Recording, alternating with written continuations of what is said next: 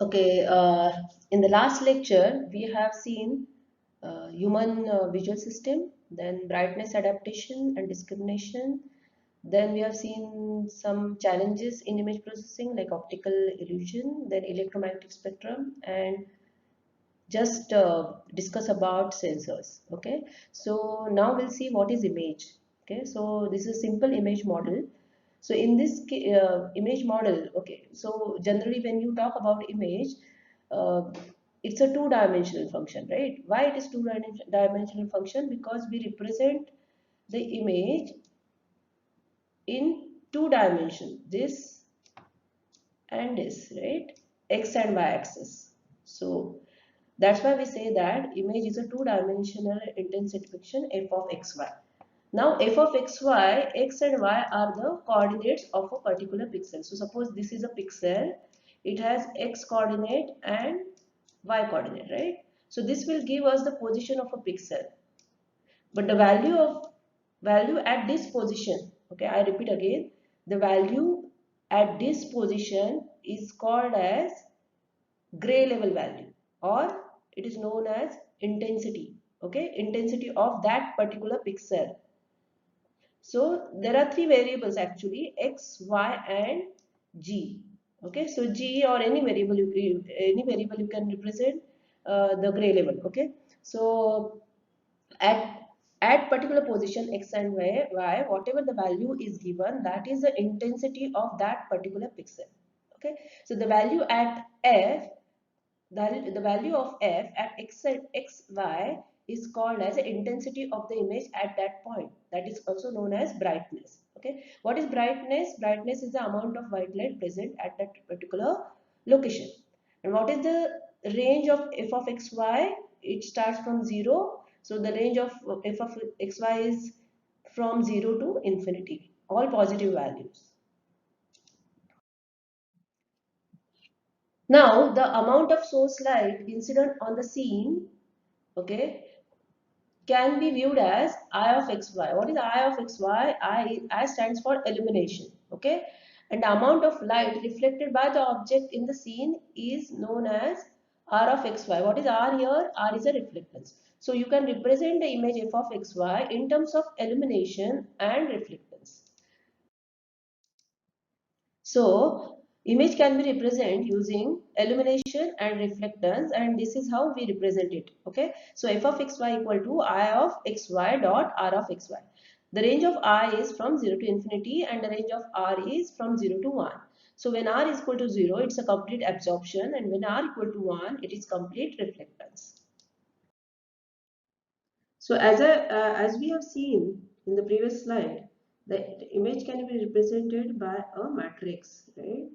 Having number of rows and column. So in image literature, you will find M is used for number of rows and N is used for number of columns. So suppose I am taking this particular pixel having the coordinates x0, y0, then I can represent this gray level value by small l, and this is what is shown here. Small l equal to f of x0, y0. The intensity value present at x0, y0 is represented by this. Now what is the range of this L? Suppose I am saying that image is a 2-bit image. Okay. So what is the meaning of 2-bit image? How many gray level values will be there in the image? So I'll write 2 raised to 2. So general formula is 2 raised to k. Okay. Where k is number of bits. Number of bits of the image. And this is equal to L. So L is what? What is L? L is gray level values, or you can say total gray level values present, or you can say it's a gray scale. Okay, so this will be equal to L. So L equal to how much? 4. So how many gray level values will be there in the image from 0 to 3, right? So this particular L will have 0 to 3 equal to, okay.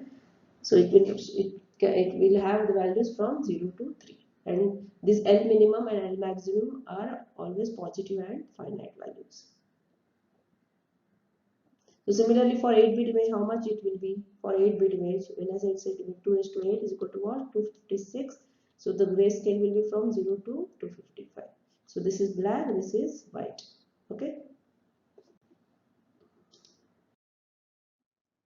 So we can represent L minimum, okay, L minimum by using illumination and reflectance, and similarly L maximum using I max and R max.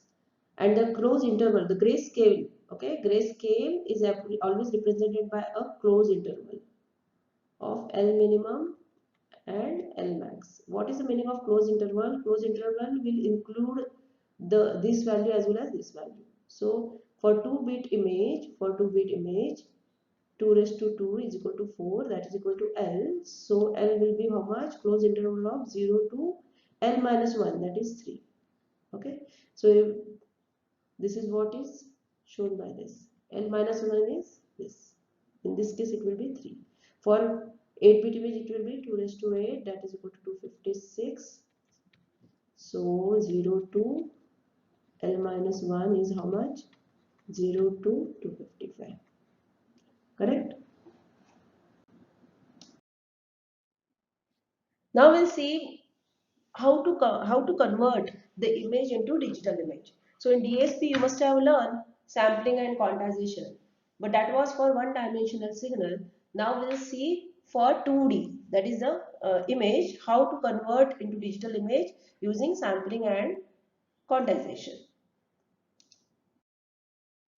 So what is sampling? The definition: digitizing the coordinate values, means the digitization of x and y is called as sampling, and digitization the gray level values or amplitude values is called as quantization. Now we'll see how to digitize a continuous image. So this is a continuous image and we want to digitize this image. Now whatever you have learned in digital signal processing, for one dimensional signal you can apply sampling and quantization and you can convert that into digitized image. So you have studied sampling theorem. So all those concepts of DSP are equally applicable in image processing. Okay, so I will not go through it in detail, but here you have to remember how to convert the continuous image into digital image. So what we are going to do is we are going to scan the image from left to right and top to bottom. Okay, line by line. So to explain this concept, I am taking only one line right now. So this is a line AB scan line. Okay, we are scanning the image from left to right. Now before going into details, as I explained you before, if the image is having 3 bits, so what will be the gray level values? 2 raised to 3 equal to 8 gray level values, right? So L will be equal to close interval of 0 to 7. So 0 is what? 0 is black, 7 is white. So this is a pure black, okay? This is a pure black and this is pure white. In between values will have 0, 1, 2, 3, 4, 5, 6, 7. Now we have started scanning from this particular point, and here you can see till this point there is a uniform color, right? White. There is no variation in white. So we'll get a constant value, that is pure white. So this is represented by 7. At this particular location, there is a sudden transition from white to black. But black is not jet black here. It is near to black. So we'll not get the lowest values. This is not 0, okay, but near to 0. Okay. After that, if this this would have been a black color, continuous black color, then we could have got a constant value here. But since there is a brightness in between, we are getting this nature, these values. There are some values which are near to white, okay, which are near to white. Then at this particular point, again there is a transition from black to white, so we'll get a sudden change from black to white, that is a pure white color. So we'll get again 7, and then again it's a constant because there is no variation here. So this is for one particular scan line, right? A to B. Similarly, we can do all the lines which will cover all entire image and we'll get a digitized image. Now, after scanning of this particular line, we are going to take a samples here on this line with respect to XY. This is known as sampling. And these particular points, we have to assign the gray level values. So this is the gray level profile. You will, for 3-bit image, this will start from 0, 1, then 2, 3, 4, 5, 6, and 7. So we'll assign the gray level values accordingly. So this is a digital, this is a digital scan line for that particular AB scan line. Okay. Similarly, we'll do it for all the image, for all the lines, so that we'll get a digitized image. So if you increase the number of bits, what will happen, or number of samples, what will happen? The resolution will be good, but the processing time required will be more, and the storage required will be also more. So here you can say it was a continuous image projected on a sensor array, and this is how you got the digital image. So the quality of the image is determined by the number of samples and as well as the discrete gray levels used in sampling and quantization. Now, if the number of levels are less, you will get more pixelization like this. If the number of levels and number of rows and columns are more, you will get a smooth image here. Okay, so the quality of the digital image depends upon the number of samples taken while doing sampling and quantization. Now, f of xy is the image having m rows and n columns. We can represent that using this. Okay. So why we have shown 0, 0 here? Because generally in general means when we in schools, whenever you draw, or in college also, whenever you draw a graph, always you write 0, 0 here, right? But here we have shown 0, 0 origin here because your monitor has 0, 0 on top left corner. Okay, so this is your x-axis, this is your y-axis, and these all dots are pixels.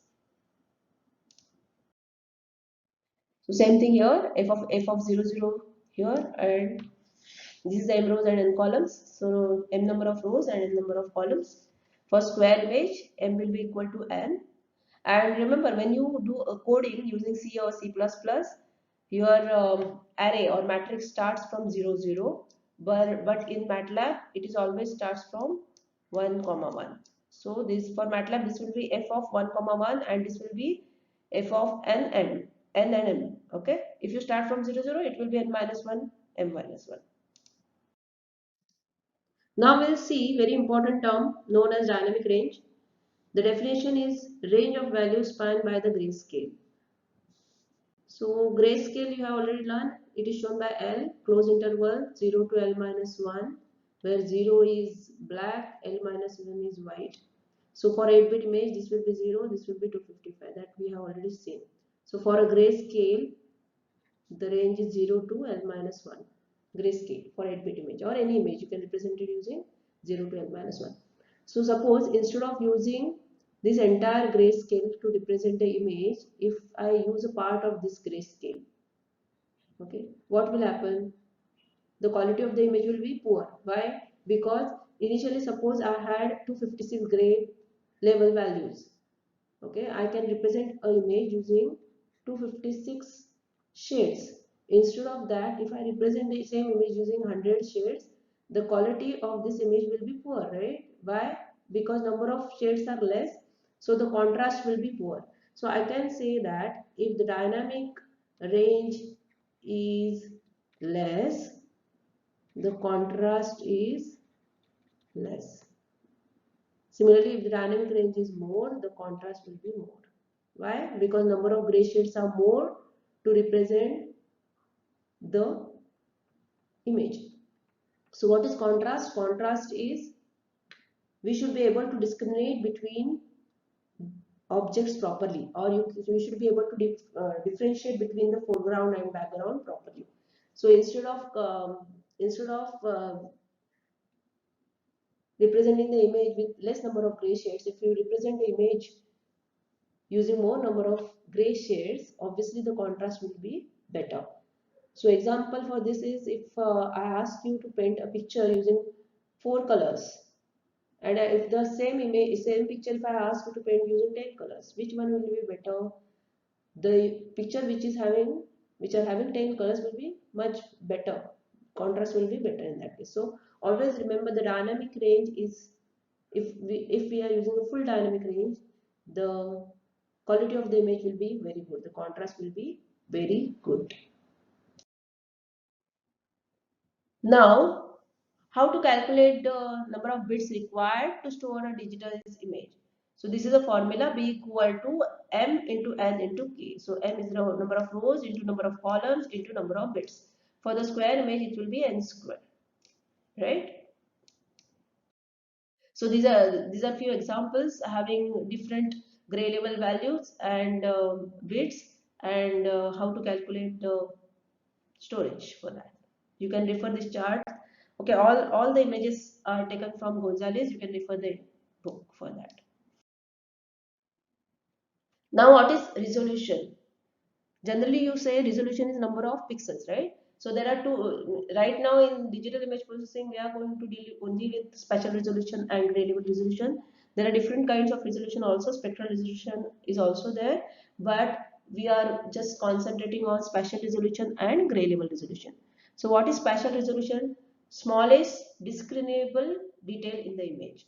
So the smallest change which can be perceived clearly by the eyes is called as spatial resolution. What is spatial? Spatial stands, why this term spatial here? Because we are talking about a space, okay, which can be represented using x and y coordinates. So you should be able to differentiate between the smallest change in xy, that is called as spatial resolution. Okay, gray level resolution, the smallest discernible change in the gray level value is called as a gray level resolution. So for an image of size m and n and gray level L, a spatial resolution is m into n pixels and gray level resolution is L level. Okay. So here there is one example they have taken. So this is the first image having 1024 by 1024 rows and columns. It's a 8-bit image. Okay, and then we have reduced the size, okay, subsample down to 32 by 32 pixels. So rows and alternate rows and columns they have removed and the size has been reduced, but the number of bits are same. Okay, what I am saying, gray level is constant but reduction in number of samples. What are samples? With respect to m and n. So n is varied and k is constant. This is a square image, so we don't have to mention m here. I am just mentioning n. Okay, so we are changing the rows and columns, but k is constant. To compare the effects, we have subsampled all the images and we resize all the images here, and you can see this was the original image with very good quality. And if you compare this image, which was 32 by 32, which we resized to 1024 by 1024. Here you can see the pixelization. Okay, this is called as checkboard pattern, and the resolution is very poor here. Now here the size of the image is fixed, that is rows and columns are fixed, but we have changed the number of bits.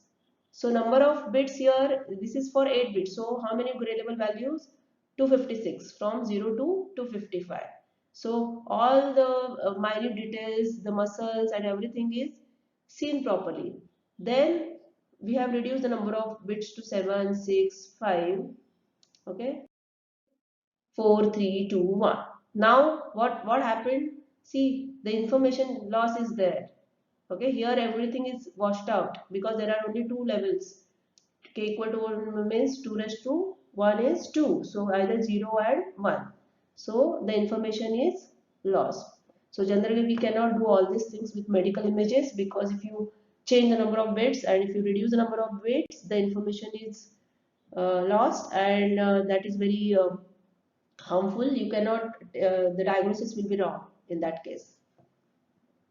Okay, so in today's lecture, what we have seen till now, we started with how to calculate gray level values, what is gray scale, what is dynamic range, then what is sampling quantization. Okay, and then we have seen how to change what will happen if the number of rows and columns are changed and bits are constant. Then we have seen we have fixed rows and column and change only the number of bits, and what will happen to images. Okay, so how many samples and gray levels are required for good approximation? Okay, so okay, we have also seen what is resolution, gray level resolution and intensity resolution, sorry, gray level resolution and spatial resolution. So resolution of an image depends on sample number and gray level number. That is, the more these parameters are increased, the closer the digitized array approximates the original image. So that's what I said. As you increase the number of rows and column and number of bits, you will get a very high resolution, good quality image, but the storage requirement will be more, the processing time will be more, right? That's what is mentioned here. Requirement increases as the number function of n, m, and k. So as I mentioned before, different versions of images of the same object can be generated through by varying number of rows and columns, or by varying k, or varying by both m, n, and k.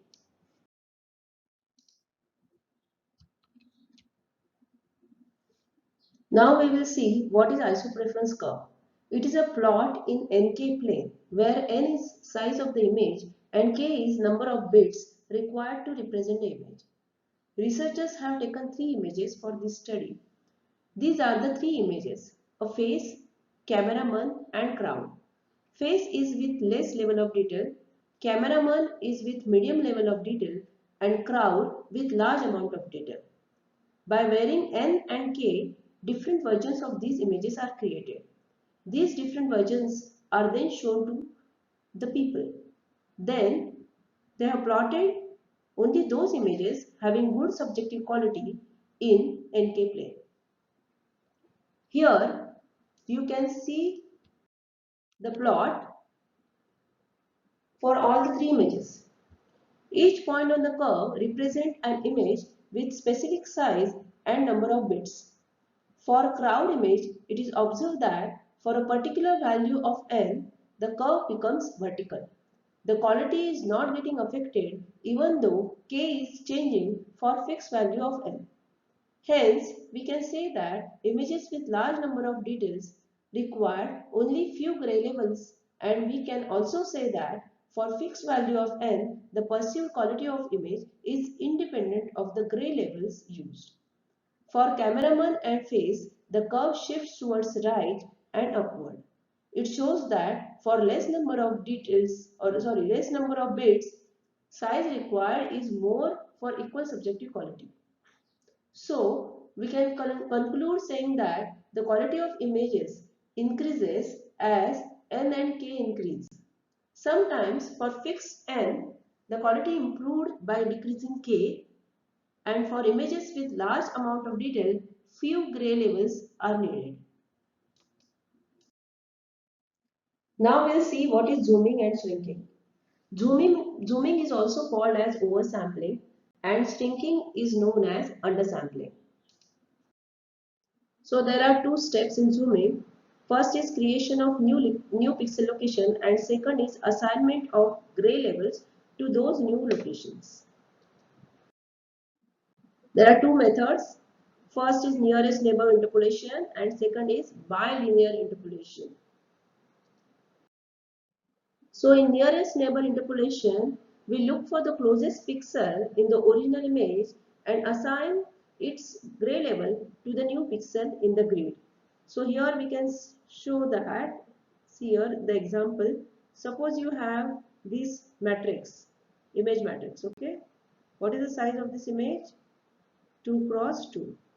And I want to make it 4 cross 4. So first thing is what? You have to create the new location. So we can create the location. This is the original pixel value.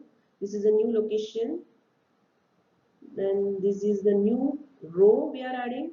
Then these are the old values which are there in the original image, and these are the new pixel values. Okay. Now we have created the pixel locations, but we have to assign the gray level values. So what we are saying, look for the closest pixel in the original image. So closest pixel can be 1.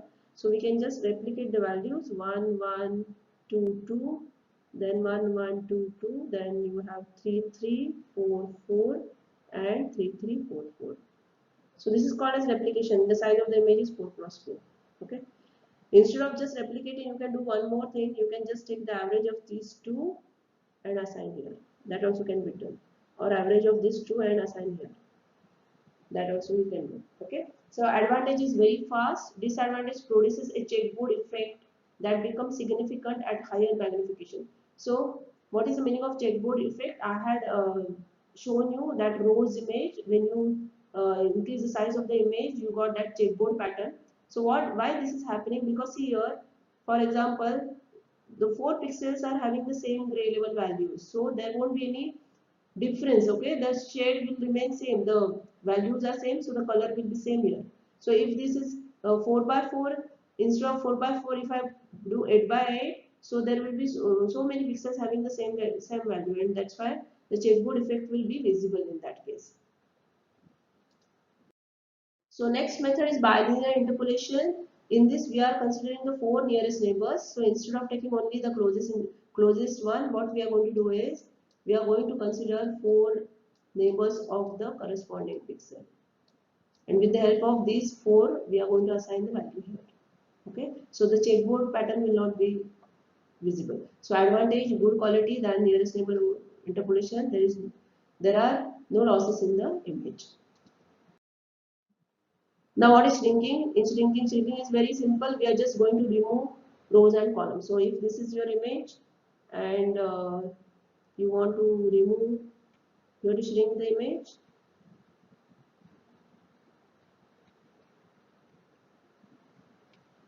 You have to just remove this and you will get the size. Okay, so now you have to remove the rows and columns and you will get a smaller image.